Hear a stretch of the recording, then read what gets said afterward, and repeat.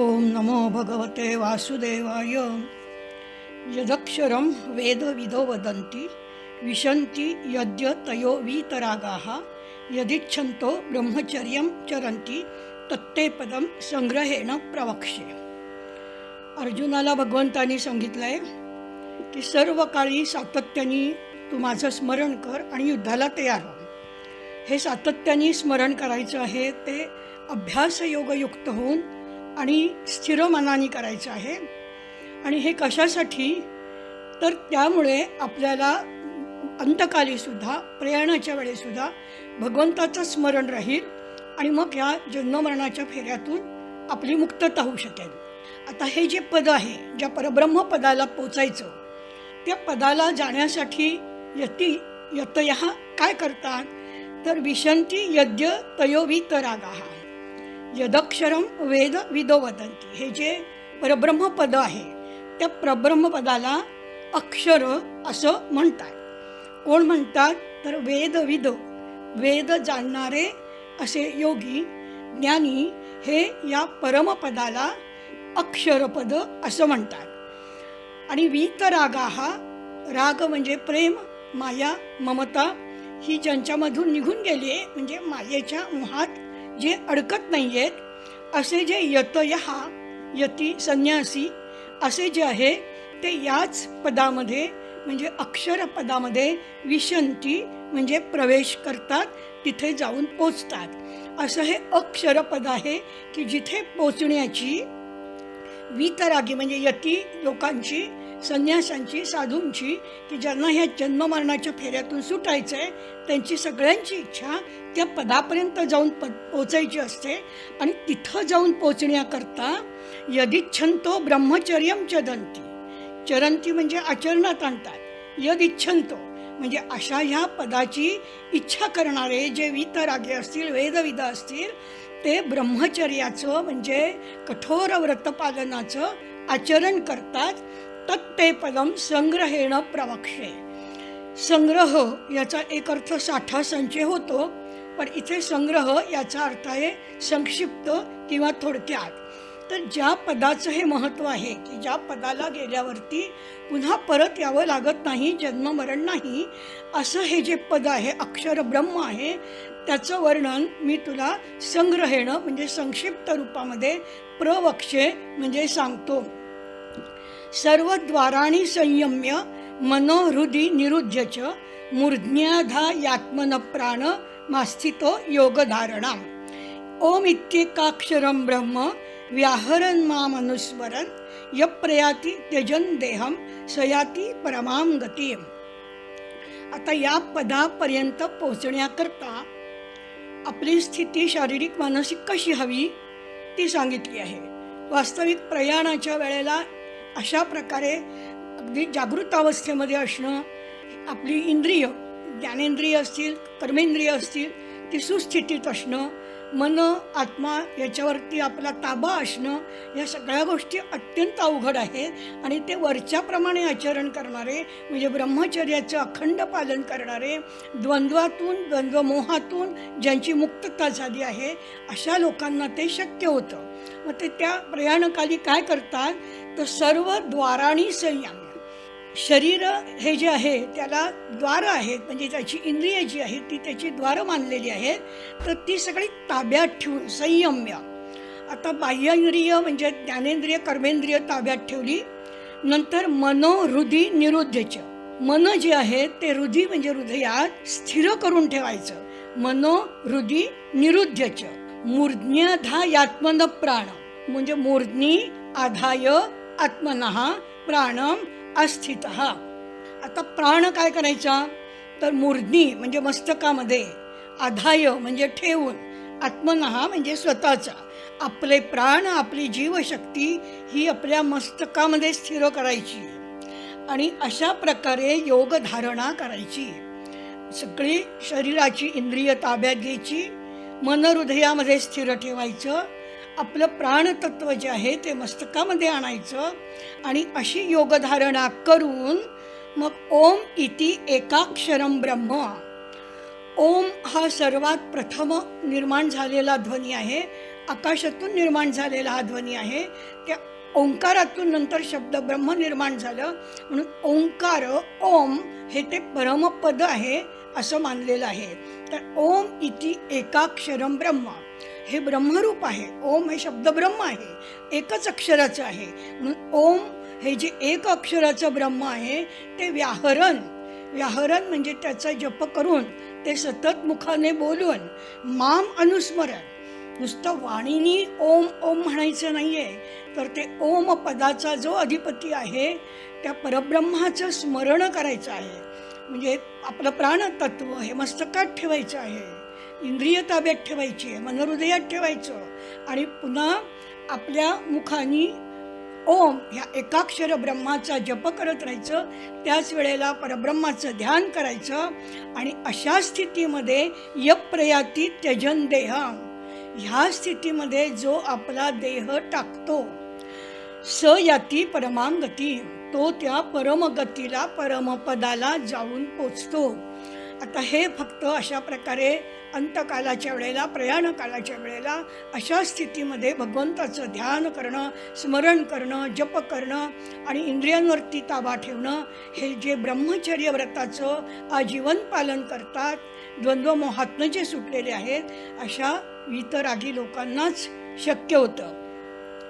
अनन्यचेता सततम योमां स्मरति नित्यशः तस्याहं सुलभ पार्थ नित्ययुक्तस्य योगिनः. आता हे वरच्याप्रमाणे योगधारणा नाही जमली तर निदान भगवंताचं अखंड स्मरण तरी करायला पाहिजे. म्हणून यो माम स्मरती नित्यशः, जो माझं नित्य स्मरण करतो, म्हणजे ओम या एकाक्षर ब्रह्माचं जो नित्य स्मरण करतो, सततम, नुसतं नित्य नाही तर सतत, सातत्याने आणि नित्य स्मरण करायचं. आणखीन एक विशेषण सांगितलंय, अनन्यचेताहा, चेतस म्हणजे मन किंवा अंतःकरण, आपलं अंतःकरण त्या भगवंताच्या ठिकाणी अनन्य राहिलं पाहिजे. अनन्य म्हणजे न अन्य, म्हणजे दुसऱ्या ठिकाणी मन जाता कामा नये, एकाग्र झालं पाहिजे, एका भगवंताच्या ठाई स्थिर झालं पाहिजे. अशा प्रकारे जो सतत आणि नित्य अनन्य मन करून माझं स्मरण करतो, तस्य अहम सुलभा पार्थ. सुलभ म्हणजे सुखाने प्राप्त होणारं, सुखेनं लभ्यते, त्याला मी त्याला सुलभपणे प्राप्त होतो. आणि तो कसा पाहिजे, नित्ययुक्तस्य योगिनः, तो योगी म्हणजे व्रताचं आचरण करणारा कर्मयोगी पाहिजे आणि तो नित्य माझ्याशी जोडला गेलेला पाहिजे. म्हणजे ह्या उपासनेमध्ये सातत्याची आवश्यकता आहे, एकाग्रतेची आवश्यकता आहे. मन हे अनन्य भावानी फक्त परमात्म्याच्या ठिकाणीच लागलं पाहिजे.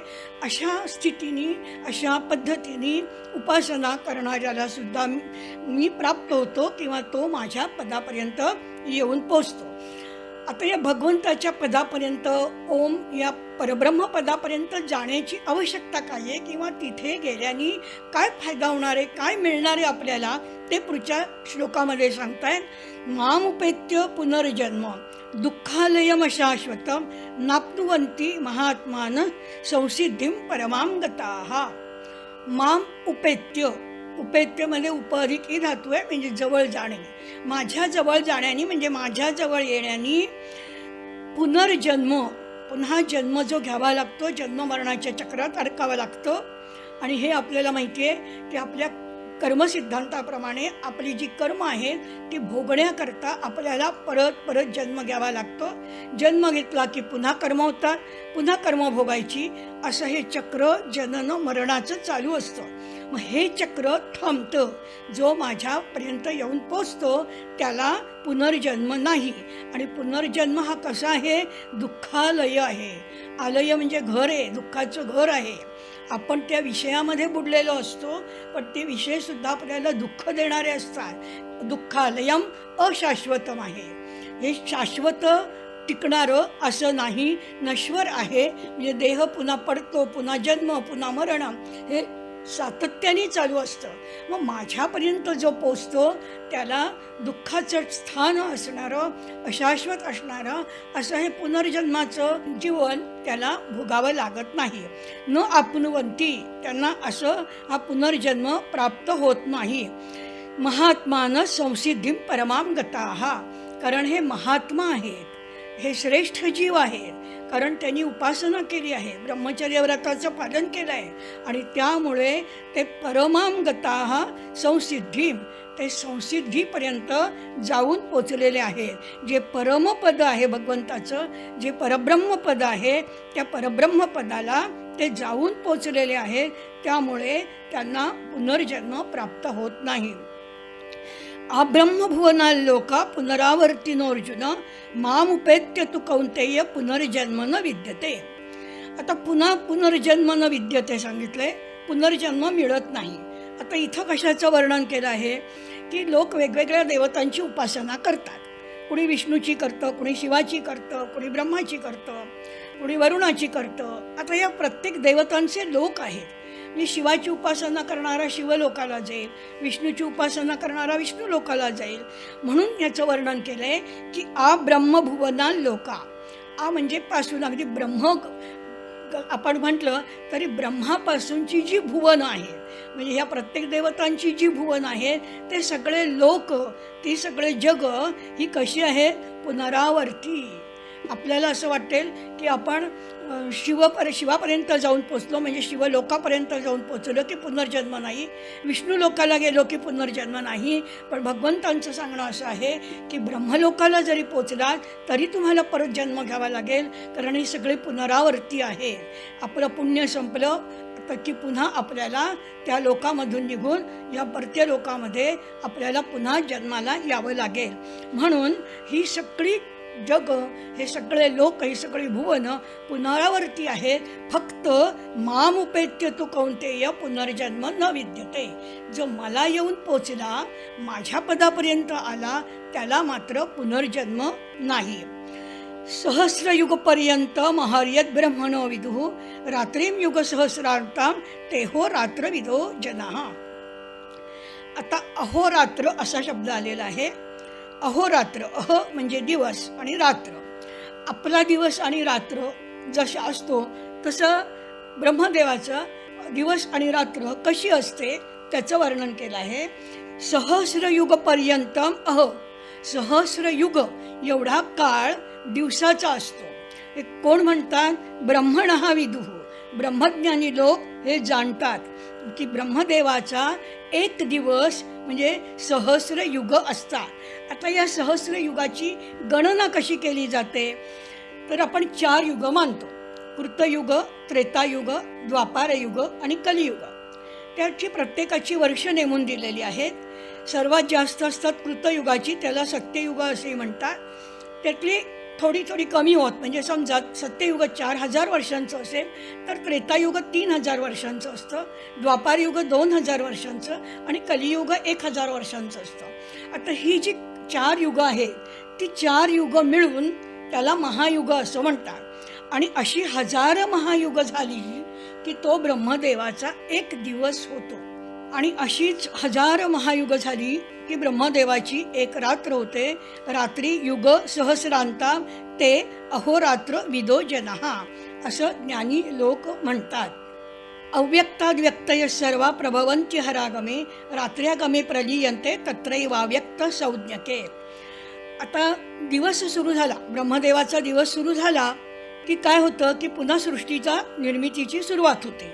अव्यक्तात् व्यक्तया सर्वाः, अव्यक्त असं जे परब्रह्म आहे ते दिवस सुरू झाला त्याचा की सृष्टीच्या रचनेला पुन्हा सुरुवात करतं. सर्वाः प्रभवन्ति अहह आगमे. अह म्हणजे दिवस, आगम म्हणजे सुरुवात. दिवसाची सुरुवात झाली की अव्यक्तापासून व्यक्त सृष्टी ही सगळी निर्माण व्हायला लागते. आणि रात्र्यागमे प्रलीयन्ते, रात्रीचा आगम झाला म्हणजे ब्रह्मदेवाची रात्र सुरू झाली की जी व्यक्तसृष्टी निर्माण झाली आहे ती पुन्हा तत्र एव अव्यक्त संज्ञके प्रलीयन्ते, ती पुन्हा अव्यक्तामध्ये लीन होते. म्हणजे दिवस सुरू झाला की सृष्टीची रचना सुरू होते आणि रात्र सुरू झाली की ज्या क्रमाने रचना सुरू झाली त्याच क्रमाने एक एक एक एक एकमेकांच्यात विलीन होतं, सर्व पुन्हा परब्रह्मापर्यंत जाऊन पोचतं. म्हणजे पंचमहाभूत असतील तर पृथ्वी, आप, तेज, वायू, आकाश. पहिलं निर्माण झालं आकाश आणि शेवटचं पृथ्वी आहे. तर पृथ्वी नाश होतं म्हणजे लीन कशात होते? आपमध्ये. आपापासून पुढे जात जात सूर्यापर्यंत गेलं किंवा तेजापर्यंत गेलं, तिथून त्रिगुण, मग पंचमहाभूत, प्रकृती, असं क्रमाने एकमेकांच्यात लीन होत मूळ परब्रह्मापर्यंत सगळं जाऊन पोचतं. म्हणजे व्यक्त सृष्टी पुन्हा नाहीशी होऊन अव्यक्त रूपात जाते. भूतग्रामसे एवायं भूत्वा भूत्वा प्रलीयते रात्र्यागमे वशपार्थ प्रभवत्या रागमे. हा जो भूतग्राम आहे म्हणजे प्राण्यांचा हा जो समुदाय आहे, हा समुदाय जो आहे तो अशा प्रकारे ब्रह्मदेवाच्या दिवसाच्या वेळेला पुन्हा पुन्हा निर्माण होतो. भूतग्रामसे एवायं भूत्वा भूत्वा म्हणजे जन्माला येऊन येऊन प्रलीयते, पुन्हा लीन होतो. म्हणजे सृष्टीचं चक्र असं चालू राहतं की ब्रह्मदेवाचा दिवस झाला की प्राणी जन्माला येतात आणि ब्रह्मदेवाची रात्र झाली की पुन्हा ते लीन होतात. रात्र्यागमे वशपार्थ. आता रात्रीचा आगम झाला की ती प्रलीयते, त्या परब्रह्मात लीन होतात. आणि याच्यामध्ये भूत मात्र अवश्य आहे, त्यांच्या हातात काही नाही आहे, ती सगळी त्या ब्रह्माच्या ताब्यामध्ये आहेत. त्यामुळे अवश्य इच्छा असो अथवा नसो याप्रमाणे त्यांची उत्पत्ती होणं आणि लय होणं. प्रभवती अहह आगमे. दिवस झाला की उत्पन्न होणं, रात्र झाले की लीन होणं, हा क्रम अव्याहत चालू राहतो. परस्तस्मात् तु भावोन्यो व्यक्तो व्यक्तात् सनातना यस्य सर्वेषु भूतेषु नश्यत्सु न विनश्यति. आता हे जे सगळे सांगितले अव्यक्ताच्या पलीकडे असणारा आणखीन एक सनातन असा अव्यक्त पदार्थ आहे, ज्याला आपण परब्रह्म म्हणतो किंवा ज्याचा जन्म केव्हा झाला, उत्पन्न केव्हा झाले हे आपल्याला माहीत नाही. पण ते अज, अव्यक्त, निर्गुण, निराकार असं जे परब्रह्म तत्व आहे ते हे सगळं सृष्टी निर्माण करते, पुन्हा आपल्यात लीन करून घेत आहे. तर हे जे आहे अव्यक्ताच्या पलीकडचं असं एक अजून एक अव्यक्त सनातन पदार्थ आहे की जो सगळी भूत नाहीशी झाली तरी सुद्धा तो नाहीसा होत नाही. तस्मात्सु भावोन्य व्यक्तो अव्यक्त सनातन. हा सनातन आहे, अव्यक्त आहे, प्रकट झालेला नाही आहे, तो कोणाला माहीत नाही, त्याचा आकार रूप माहीत नाही. असं हे जे सनातन परब्रह्म आहे त्याचं वैशिष्ट्य काय आहे की ह्या सर्वेषु भूतेषु नश्यत्सु न विनश्यति. सगळे प्राणी मात्र नष्ट झाले, लीन झाले किंवा सगळे जे आपण विष्णुलोक, ब्रह्मलोक, शिवलोक पाहिले हे सगळे लीन झाले तरीसुद्धा हे जे तत्व आहे जे ह्या आपण आत्ता म्हटलं व्यक्त आणि अव्यक्त त्याच्याही पलीकडे असणारं जे सनातन तत्व आहे तो भाव, ते स्वरूप हे कधीही नष्ट होत नाही. त्या नष्ट न होणाऱ्या ज्याला अक्षरपद म्हणतात त्या पदापर्यंत जाण्याकरता अनेकांना अनेक प्रकारचे प्रयत्न करायला लागतात. त्याच्यासाठी द्वंद्वमोहात्म मुक्तता व्हावी लागते आणि ब्रह्मचर्य व्रताचं पालन करून ती योग्यता आपल्यामध्ये प्राप्त करावी लागते. ओम नमो भगवते वासुदेवाय.